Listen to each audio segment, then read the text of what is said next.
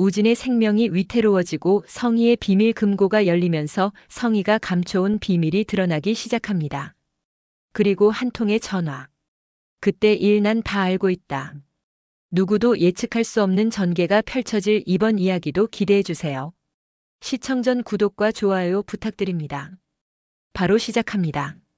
낡은 오두막 뒤편 숲속나무 아래 우진이 몸이 축 늘어진 채 쓰러져 있었습니다. 얼굴은 잿빛에 가까웠고 손등에는 오래된 링거 자국과 주사 흔적들이 희미하게 남아 있었습니다. 우진아. 야, 한우진. 눈 좀 떠봐. 은호는 우진의 얼굴을 감싸며 울먹였습니다. 나야, 나 은호 나왔어. 하지만 우진은 미동도 하지 않았습니다. 손끝이 차갑게 식어가고 있는 것이 느껴졌습니다. 이 바보야, 산속에서 혼자 뭐하는 거냐고. 제발 눈 좀 떠봐 우진아. 응? 은호는 흙 묻은 손으로 우진의 얼굴을 닦아주며 떨리는 목소리로 중얼거렸습니다. 지은호, 정신 차려. 울 시간 없어. 손이 덜덜 떨려 휴대폰을 제대로 누르지도 못했습니다. 정신을 붙잡고 119를 부르는데 겨우 성공했습니다. 그리고 그 후 우진은 급히 응급실로 옮겨졌습니다. 응급실 앞 복도에는 불안과 긴장이 가득했습니다. 은호는 손에 흙이 묻은 채 의자에 주저앉아 있었습니다. 코트는 잔가지와 먼지로 엉망이었고 눈가는 이미 붉게 부어 있었습니다. 우진아, 제발, 나 아직 너한테 할 말 너무 많단 말이야. 그때 복도 끝에서 달려오는 발소리. 지혁이 숨을 헐떡이며 은호를 향해 달려왔습니다. 은호는 지혁이 들어오는 순간 꾹 참고 있던 감정이 무너져 그대로 눈물을 터뜨렸습니다. 내가 우진이를 이렇게 만들었어요. 내가 그때 안 해준다고 해서 그래서. 지혁은 고개를 저으며 은호의 손을 감싸 쥐었습니다. 아니에요. 그건 우진 씨 선택이었어요. 그리고 우진 씨가 가장 믿고 싶었던 사람은 은호 씨였던 거예요. 은호의 눈물 한 방울이 바닥에 떨어졌습니다. 지혁은 천천히 손수건을 건네며 말했습니다. 울어도 돼요. 괜찮아요. 저 여기 있으니까요. 지혁의 말에 은호는 더 이상 버티지 못하고 어깨를 떨며 울기 시작했습니다. 지혁은 조심스러운 손길로 그녀의 등을 어루만졌습니다. 그때 복도 끝에서 급하게 뛰어오는 하이힐 소리가 들렸습니다.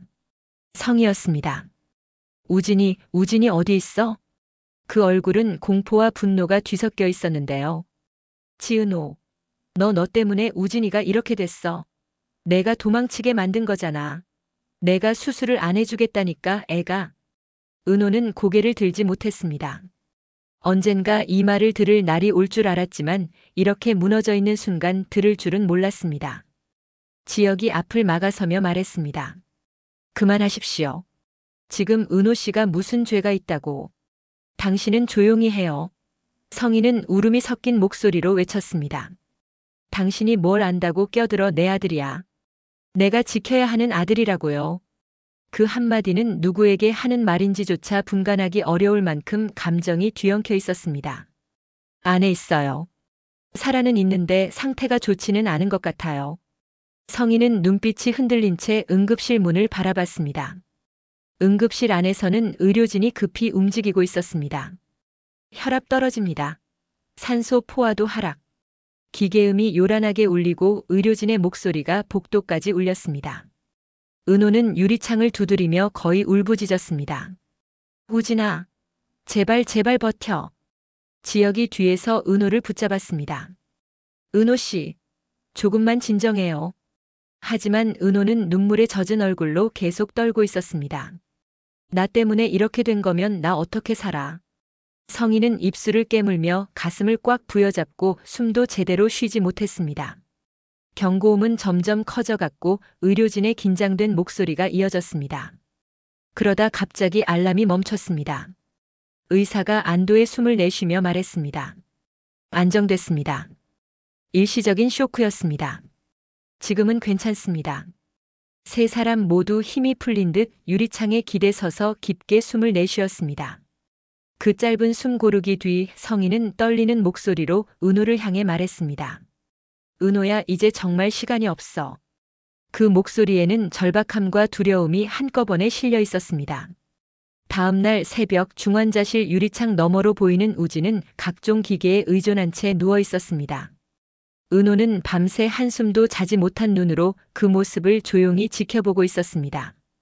성희가 조심스럽게 다가와 말했습니다. 밤새 여기 있었니? 은호는 고개를 끄덕였습니다. 네. 집에 가봤자 잘 수도 없을 것 같아서요. 성희는 유리창 너머 우진을 바라보며 말했습니다. 선생님이 아침에 다시 보자고 했어. 오늘 수술 얘기 나올 거야. 은호는 조금 굳은 얼굴로 고개를 끄덕였습니다. 네. 그 한마디에 이미 많은 감정이 담겨 있었습니다. 오전 진료실 안. 성희와 은호 담당 의사가 테이블에 마주 앉아 있었습니다. 상태는 어제보다 조금 나아졌습니다. 의사가 차트를 넘기며 말했습니다. 간 기능이 여전히 불안정해서 이식 여부는 곧 논의해야 합니다. 은호의 얼굴이 하얗게 질렸습니다. 아직 더 미룰 수 있는 상황은 아닙니다. 오늘 바로 결정하시진 않아도 됩니다. 하지만 오래 걸리면 저희도 할 수 있는 게 줄어듭니다. 진료실에서 나오자 복도는 한층 더 무겁게 가라앉았습니다. 성희가 은호에게 다가와 말했습니다. 은호야, 엄마가 너한테 무슨 짓을 했는지 알아. 근데 우진이는. 은호는 단호하게 말을 잘랐습니다. 우진이는 제가 사랑하는 사람이에요. 근데 엄마는 그 사랑까지 이용했어요. 성희의 표정이 일그러졌습니다. 엄마가 널 이용한 게 아니야. 엄마는 저한테 진실부터 말했어야죠. 은호의 목소리는 떨렸습니다. 처음부터 넌 내 딸이다 말하기 전에 한 번 버렸던 아이라고 그렇게 말했어야죠. 성희의 눈에 눈물이 가득 고였습니다. 그때는 나도 살아남느라 정신이 없었어. 그게 내가 할 수 있는 최선이라고. 그래서요, 지금은 우진이 살려야 한다고요? 그럼 그 다음엔요? 또 누굴 이용할 건데요? 성희는 그 말을 듣고 아무 말도 하지 못했습니다. 오후 병원 옥상. 바람에 머리카락이 날리고 도시는 잿빛 하늘 아래 잠잠했습니다. 난간 근처에 선 은호의 어깨는 조금 떨리고 있었습니다. 잠시 뒤 문이 열리고 숨을 조금 헐떡이며 지혁이 나타났습니다. 여기 있었네요. 은호가 돌아봤습니다. 왔어요? 의사 선생님과 상담했어요? 네. 하루하루가 중요하다. 하루하루 제가 결정해야 된다네요. 잠시 침묵이 흘렀습니다. 지혁이 말했습니다. 은호 씨 지금 어떤 선택을 하든 누군가한테는 원망받을 수도 있어요. 은호가 작게 말했습니다. 알아요. 그래서 무서워요. 지혁은 잠시 은호를 바라보다 천천히 숨을 들이켰습니다. 은호 씨, 내가 적합 검사 받을게요. 은호의 눈이 크게 흔들렸습니다. 뭐라고요? 당신이 혼자 짊어질 일이 아니잖아요. 누군가는 같이 들어야죠. 은호의 눈가가 다시 뜨겁게 흔들렸습니다. 입술이 떨리며 겨우 말을 짜냈습니다. 지혁 선배, 그런 말 하지 마세요. 지혁은 조용히 고개를 저었습니다. 내가 하고 싶어서 하는 말입니다. 그날 오후 중환자실에서 갑자기 의사들이 뛰어나왔습니다. 호전 반응 있습니다. 환자 의식 돌아옵니다. 세 사람은 동시에 유리창 앞으로 달려갔습니다. 우진이 천천히 눈을 뜨고 있었습니다. 우진아. 은호가 울먹이며 유리창에 손을 대자 우진은 아주 희미하게 미소를 지었습니다. 그리고 입모양으로 말했습니다. 미안해. 은호는 눈물을 쏟으며 말했습니다. 아니야, 내가 뭘 미안해. 성희도 뒤에서 안도의 숨을 쉬었습니다. 병실 안에 기계음이 잦아들고 두 사람의 울음이 조용히 섞여 흘러나왔습니다. 그날의 울음은 각자의 죄책감과 두려움, 그리고 희미한 희망이 뒤엉킨 소리였습니다. 성희의 방 안은 고요했습니다. 그녀는 병원에서 돌아오자마자 곧장 옷장으로 향했습니다. 옷장 옆 금고, 겉 금고 문은 이미 열려 있었고 그 안쪽에 숨겨진 성희의 비밀 금고가 드러났습니다. 성희는 주변을 한번 둘러본 후 조심스럽게 비밀 금고를 열었습니다. 문이 열리자마자 금빛이 번쩍였습니다. 안에는 가공되지 않은 금괴, 두툼한 현금 다발, 각종 부동산 권리증들이 가지런히 꽂혀 있었습니다. 성희는 권리증 몇 장을 차례로 넘기다 보육원 로고가 찍힌 작은 서류 봉투 하나를 발견했습니다. 봉투를 열어보자 오래된 날짜의 아동 입소 기록지가 나왔고 서류 위에는 흐릿하게 남아있는 글자들이 보였습니다. 쌍둥이 아동 2명 입소, 모 고성희, 그중 1명 퇴소. 재방문 없음. 성희의 표정이 굳어갔습니다. 아무도 모르게 묻어두려 했던 자신의 과거가 문서 한 장에 그대로 박혀 있었습니다. 성희는 급히 서류를 다시 안쪽으로 밀어넣고 금고 문을 닫았습니다. 철컥 잠금 장치가 돌아가는 소리만 방 안에 울렸습니다. 그러나 성희는 몰랐습니다. 문 밖에서 영나가 숨을 죽인 채 그 장면을 모두 보고 있었다는 것을. 영나의 마음속에서는 엄마가 위험한 일에 연루돼 있다는 본능적인 경각심이 천천히 피어오르고 있었습니다. 다음 날 성희가 외출한 뒤 집안에는 정적만이 흘렀습니다. 영나는 천천히 성희의 방으로 들어섰습니다. 금고 앞에 서서 손을 올렸다 내렸다를 반복했습니다. 문을 열어야 한다는 생각과 열면 안 될 것 같은 두려움이 교차했습니다. 잠시 후 영나는 결심한 듯 금고 손잡이를 잡고 문을 열었습니다. 겉 금고는 소박하게 비어있는 듯 보였습니다. 그러나 영나는 어제 보았던 성희의 손짓을 떠올리며 금고 옆면을 손끝으로 더듬었습니다. 그리고 딸깍. 작은 버튼이 눌리는 소리가 들렸습니다. 안쪽 패널이 천천히 밀리며 숨겨진 비밀 금고가 모습을 드러냈습니다. 눈앞에 펼쳐진 광경에 영나의 숨이 잠시 멎었습니다. 반짝이는 금괴들. 한눈에 보아도 큰돈임을 알 수 있는 현금 다발. 부동산 권리증이 빽빽하게 꽂힌 파일들. 이게 뭐야, 이게 다 뭐야? 영나의 목소리는 떨리고 있었습니다. 영나는 손을 떨며 안쪽 문서들을 뒤적이다 보육원 기록이라는 서류를 발견했습니다. 봉투를 열자 어제 잠시 본 그 기록이 다시 나타났습니다. 쌍둥이 아동 2명 입소, 모 고성희, 그중 1명만 데리고 감, 재방문 없음. 영나의 눈은 충격으로 크게 떠졌습니다. 아동 2명? 엄마? 영나는 잠시 멍하니 서류를 바라보다가 결국 결심한 듯 휴대전화를 꺼냈습니다. 이건 아빠도 알아야 해. 영나는 보육원 문서와 금고안을 빠르게 촬영했습니다. 영나가 몰래 빌린 작은 작업실. 벽에는 웹툰 콘티와 러프 스케치들이 빼곡히 붙어 있었습니다. 지환이 컵라면 2개를 테이블에 올려놓으며 웃었습니다. 라면뿐이라 미안하네, 화가님. 영나는 얄미운 미소로 받았습니다. 작업실 주제에 컵라면 냄새 나는 게 뭐 어때서요? 오히려 현실감 있지 않아요? 둘 사이로 잠시 웃음이 흘렀지만 영나의 얼굴에는 금세 다시 그늘이 내려앉았습니다. 지환은 그 변화를 놓치지 않았습니다. 또 무슨 일 있었어요? 어제 이사장님이랑? 영나는 컵라면 스프를 뜯다 그대로 멈춘 채 조용히 말했습니다.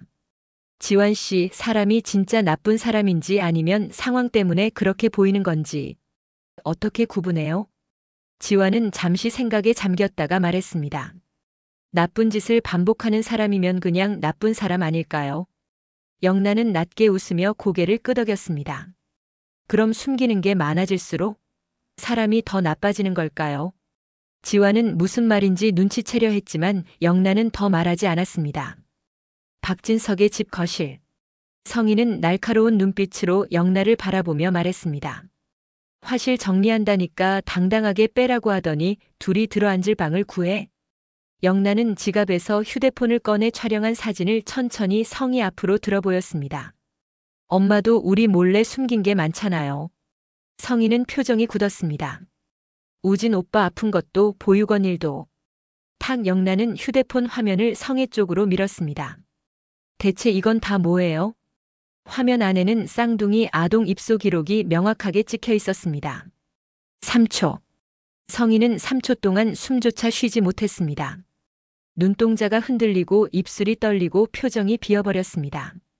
이건 누군가에게 평생 감추려 했던 비밀을 들켰다는 그런 얼굴이었습니다. 이건 안 돼. 박진석이 알게 되면 안 돼. 성희는 속으로 생각하며 냉정함을 찾으려 노력했습니다. 영나는 천천히 숨을 고르고 엄마를 똑바로 바라봤습니다. 엄마. 영나의 목소리는 흔들리지 않았습니다. 이거 아빠한테 말할 수도 있어요. 성희의 눈이 크게 흔들렸습니다. 숨소리마저 멈춘 듯 했습니다. 영나는 휴대폰을 앞으로 당겨 힘주어 쥐며 말했습니다. 하지만 지금은 말 안 할게요. 순간 성희의 어깨가 아주 조금 내려갔습니다. 그러나 안도는 아주 잠깐이었습니다. 영나가 이어서 말했습니다. 대신 조건이 있어요. 성희의 얼굴이 다시 굳기 시작했습니다. 이제부터 제 인생에 엄마 마음대로 끼어들지 마세요. 화실도 연애도 결혼도 엄마가 정하는 대로 안 할 거예요. 영나는 깊은 숨을 내쉬며 마지막으로 말했습니다. 그리고 우진 오빠한테 한 짓. 그건 평생 갚으세요. 성희는 아무 말도 하지 못한 채 바닥만 바라보고 있었습니다. 그 침묵을 깨는 목소리는 더 이상 예전의 영나가 아니었습니다. 엄마, 이제 나한테 숨기는 거 그만해요. 그 말이 끝나자 성희의 눈가가 붉어졌지만 단 한마디도 반박할 힘이 없었습니다. 잠시 후 박진석이 퇴근하고 집으로 돌아왔습니다. 거실에 있던 영나는 밝은 얼굴로 박진석을 맞으며 말했습니다. 아빠, 저 아빠한테 드릴 거 있어요. 영나는 가방에서 흰 봉투를 꺼내 두 손으로 잡고 내밀었습니다. 옆에서 성희는 얼어붙은 표정으로 그 장면을 지켜보고 있었습니다. 손끝이 미세하게 떨렸고 눈동자에는 숨길 수 없는 공포가 비쳤습니다. 박진석은 봉투를 받아들며 말했습니다. 이게 뭐길래 이렇게. 봉투를 열어본 박진석의 손이 잠시 멈칫했습니다. 작업실 계약서? 웹툰 연재 계약? 영나는 작게 웃으며 고개를 끄덕였습니다. 아빠가 예전부터 말했잖아요. 하고 싶은 게 있으면 책임지고 해보라고. 박진석의 얼굴에는 천천히 그러나 크게 미소가 퍼졌습니다. 그래, 우리 딸 멋있네. 아빠가 도와줄 건 없어? 바로 옆에서 성희는 안도의 숨을 아주 작게 내쉬었습니다. 무너질 듯 굳어있던 어깨가 조금 내려갔습니다. 그러나 영나는 엄마 쪽을 힐끗 바라보며 의미심장한 미소를 지었습니다. 마치 이렇게 말하는 듯한 눈빛이었습니다. 엄마, 난 약속 지켰어. 나도 이젠 아무것도 모르는 바보가 아니야. 다음 날 저녁. 도로 위에 가로등 불빛만 길게 늘어져 있었고 성희는 핸들을 꽉 쥔 채 병원으로 달리고 있었습니다. 눈빛은 흔들리고 표정은 벼랑 끝에 선 사람처럼 굳어 있었습니다. 그때 핸드폰이 진동했습니다. 발신자 알 수 없음. 성희는 순간 가슴이 덜컥 내려앉았습니다. 하지만 결국 전화를 받았습니다. 여보세요? 낯선 남자의 기계로 변조된 목소리가 들렸습니다. 고성애 씨. 오랜만이군요. 성희의 얼굴이 순식간에 하얗게 질렸습니다. 누구야? 누구세요? 보육원 그때 일. 기억하시죠? 성희의 손이 핸들 위에서 떨리기 시작했습니다. 숨도 제대로 쉬지 못한 채 조용히 입술을 깨물었습니다. 괜히 지울 필요 없었어요. 남자의 목소리가 낮게 이어졌습니다. 어차피 저는 다 알고 있으니까. 신호등이 빨간불로 바뀌고 성희의 차는 천천히 멈춰 섰습니다. 그러나 그녀의 요동치는 심장과 떨리는 손은 멈출 줄을 몰랐습니다. 그럼 곧 다시 연락드리죠. 다음엔 정식으로. 뚝 통화가 끊겼습니다. 성희는 숨을 몰아쉬며 양손으로 얼굴을 감싸 올렸습니다. 떨림이 멈추지 않았습니다. 잠시 후 차 유리창에 비친 자신의 얼굴을 바라보며 조용히 그러나 섬뜩할 만큼 강하게 중얼거렸습니다. 우진이는 절대 못 잃어. 누구도 나 무너뜨리게 안 해. 대시보드의 경고등이 깜빡이며 성희의 흔들리는 눈동자를 비추고 있었습니다. 이른 새벽 병원 주차장. 어둠은 아직 가시지 않았고 병원 건물만 새벽 공기 속에서 하얗게 떠있는 듯 했습니다. 주차장 한쪽 시동이 꺼진 성희의 차가 조용히 서 있었습니다. 성희는 운전대에 이마를 기댄 채 손을 꽉 쥐고 있었습니다. 어젯밤 들려온 그 목소리, 그 말들이 머릿속에서 자꾸만 반복되었습니다. 보육원, 그때일 나는 다 알고 있다. 성희는 무거운 숨을 몰아쉬며 낮게 중얼거렸습니다. 누구야? 누가 아직 살아있는 거야? 핸드폰 화면에는 알 수 없음 통화 기록이 그대로 남아 있었습니다. 성희는 그 기록을 몇 번이고 확인하다가 결국 손끝이 떨린 채로 삭제해버렸습니다. 그리고 스스로에게 말하듯 작게, 단호하게 중얼거렸습니다. 지금은 우진이야. 일단 우진이부터 살리고 나머진 그 다음이야. 성희는 짧게 눈을 감고 떨리는 숨을 가다듬었습니다. 그녀는 천천히 문을 열고 새벽 찬 공기 속으로 걸어나갔습니다. 그 눈빛에는 공포와 결의가 동시에 일렁이고 있었습니다. 오늘은 여기까지입니다. 시청해주셔서 감사합니다. 잊지 마시고 구독, 좋아요 부탁드립니다.